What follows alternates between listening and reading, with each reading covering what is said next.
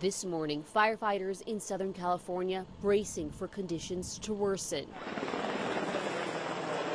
Forecasters have issued a rare warning, a PDS, or particularly dangerous situation, saying powerful winds this week could threaten new communities in the disaster zone. The vegetation is still very, very dry, so that leaves a recipe to produce some very critical fire weather conditions. Wind gusts up to 70 miles per hour are expected today.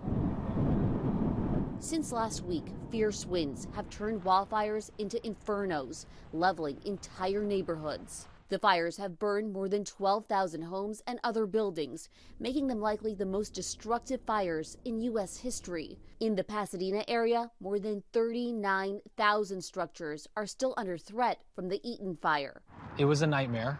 Jeffrey and Cheryl Koo first spotted the Eaton fire at 6:19 p.m. last Tuesday on a hill near their home.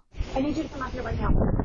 Their ring camera shows the couple loading their car to evacuate just 10 minutes later. No! The sky turning bright orange as flames expanded around the hill. The point where I felt like this was going to be the last time I would see the house was when the sky was orange. The couple is seen evacuating at 6:53. They called it 34 minutes of terror.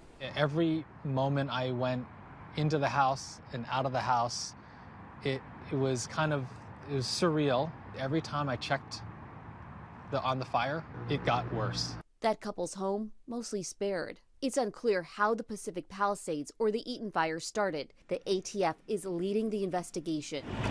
This, as FEMA announced that active duty military will soon be deployed to join the firefighting efforts.